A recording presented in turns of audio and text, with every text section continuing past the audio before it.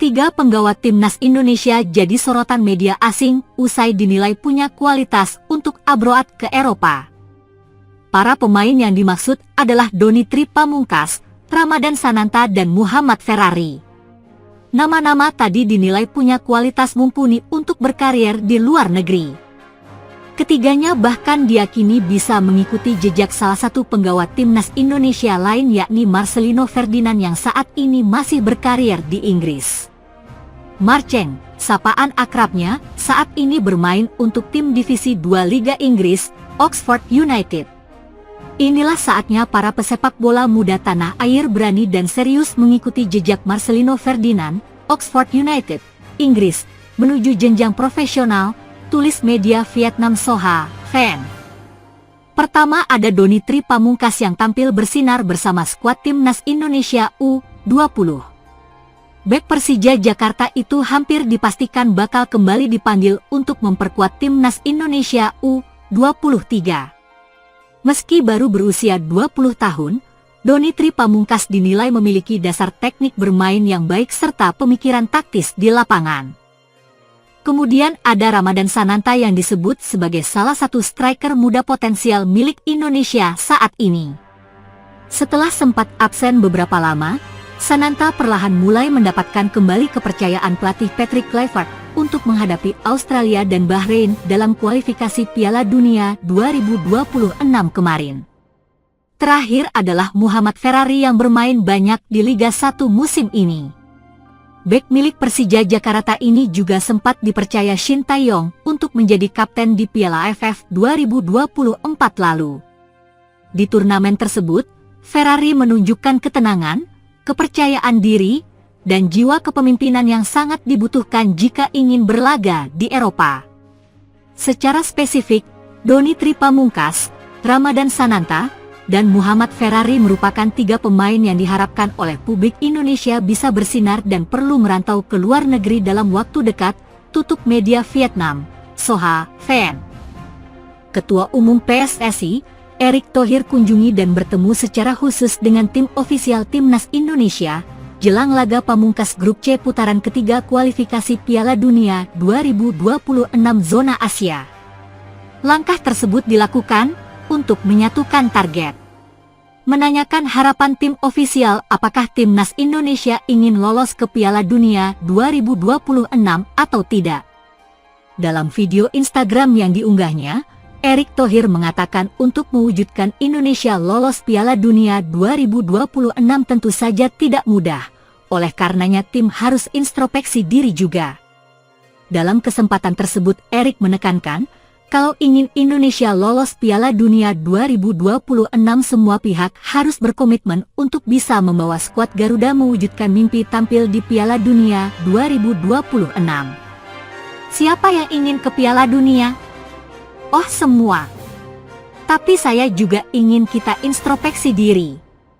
Standarisasi dalam pengelolaan tim itu tergantung dari posisi timnya, kata Erick Thohir dalam video di Instagram pribadinya, Rabu 23 April 2025. Yang mau saya sampaikan, kalau kita melihat 2 tahun lalu, pernah nggak kita mimpi ke Piala Dunia?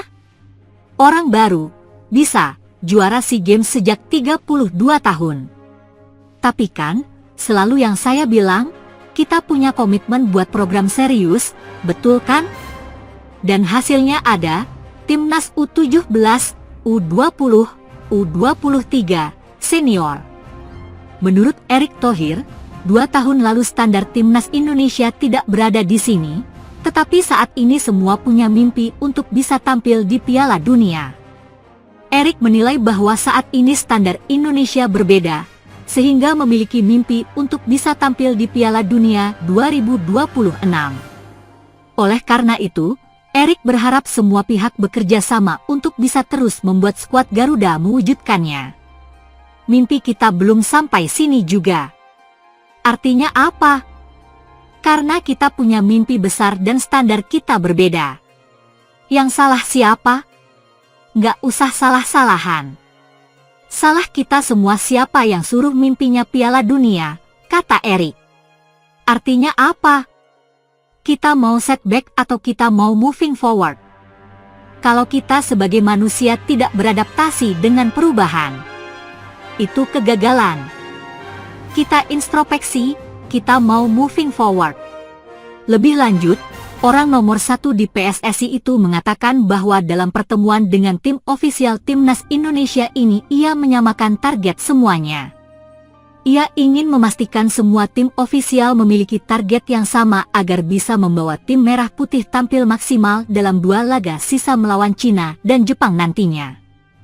Bertemu dengan tim ofisial Timnas Indonesia untuk menyamakan target kita bisa membawa Garuda menembus Piala Dunia, jelas Erick Thohir.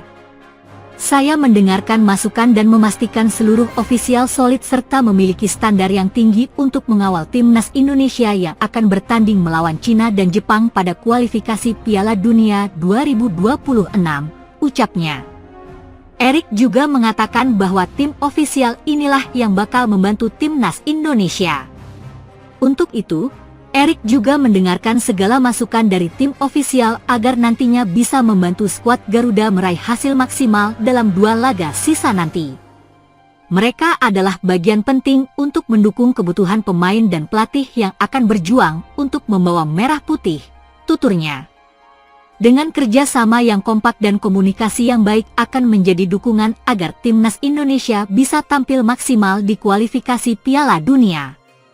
Sebagaimana diketahui, Timnas Indonesia masih memiliki 2 laga sisa di putaran ketiga kualifikasi Piala Dunia 2026 zona Asia, yaitu melawan Cina dan Jepang pada Juni 2025. Dalam sisa 2 laga ini, tim Merah Putih dituntut meraih kemenangan apabila ingin menjaga asa lolos ke Piala Dunia 2026. Apalagi saat ini peluang Timnas Indonesia untuk lolos ke Piala Dunia 2026 masih terbuka lebar.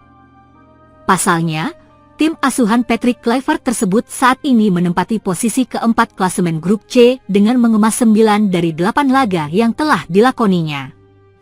Timnas Indonesia pada bulan Juni mendatang bakal menghadapi 2 negara untuk melanjutkan kualifikasi Piala Dunia 2026 zona Asia. Pada Kamis 5 Juni akan menjamu Cina di Stadion Gelora Bung Karno, GBK, dan dilanjutkan laga kedua bertandang ke Jepang. Namun, saat ini beberapa pemain timnas dikabarkan tidak fit. Tentunya membuat penggemar merasa deg-degan, karena kurang lebih 1 bulan lagi pertandingan tersebut. Berdasarkan hasil rangkuman pada Rabu 23 April, sekitar 4 pemain dikabarkan tengah cedera ataupun sakit. 1. Kevin Dix. Kabar buruk pertama datang dari Kevin Dix yang merupakan bek Timnas Indonesia dikabarkan tengah cedera cukup parah. Tentunya ini kabar tak mengenakan jelang pertandingan melawan Cina dan Jepang pada Juni 2025. Bek keturunan Maluku itu diprediksi akan absen sampai akhir musim 2024-2025. Sebagaimana diketahui, melihat di medsos X, media Copenhagen Sunday mendapatkan informasi langsung dari pelatih FC Copenhagen, Jacob Nestrup. Kevin Dix dan Birger Meling mengalami cedera hingga akhir musim. FC Copenhagen juga sudah menuliskan pernyataan ini di website resminya sekaligus melaporkan pemain-pemain yang akan bermain pekan ini, tulis Copenhagen Sunday, Minggu, 20 April 2025. 2. Dean James. Pemain kedua yang dikabarkan cedera yaitu Dean James. Pemain naturalisasi datang dari Go Ahead Eagles. Cedera terjadi kala Dean James membela Go Ahead Eagles saat menghadapi FC Utrecht di De Adelaarshores dalam lanjutan pekan ke-28 Liga Belanda, Eredivisie, Minggu, 6 April 2025. Dean James diganti pada menit ke-64 karena cedera hamstring. Hingga saat ini, belum diketahui kapan Dean James bakal kembali tampil bersama Go Ahead Eagles. 3. Ragnar Oratmangoen. Pemain mualaf satu-satunya di Timnas Indonesia begitu dikenal sebagai sosok yang ramah dan menjalankan sunnah Rasulullah Shallallahu Alaihi Wasallam yaitu murah senyum. Ragnar disapa Wak Haji ini dikabarkan tengah sakit. Bahkan sakitnya pun tidak diketahui apa. Namun sang pelatih mengatakan ia tengah berjuang sembuh dari virus yang menyerang tubuhnya. Lini tengah kami sangat lengkap, persaingannya sangat ketat, ujar Vincent Eufrat dilansir laman resmi milik klub soal pernyataan resmi. Ragnar Oratmangoen belum fit, dia sedang berjuang melawan virus. Pilihan pemain untuk melawan Standard kini juga tersedia, sambungnya. 4. Shane Patinama tak disangka pemain bek timnas Indonesia. Shane Patinama juga dikabarkan mengalami cedera dan absen dalam beberapa laga terakhir. Kabarnya yang berkembang, juga Shane absen pada laga terakhir Kes Eupen akhir pekan kemarin. Menurut kabar, ia mengalami cedera saat menjalani latihan.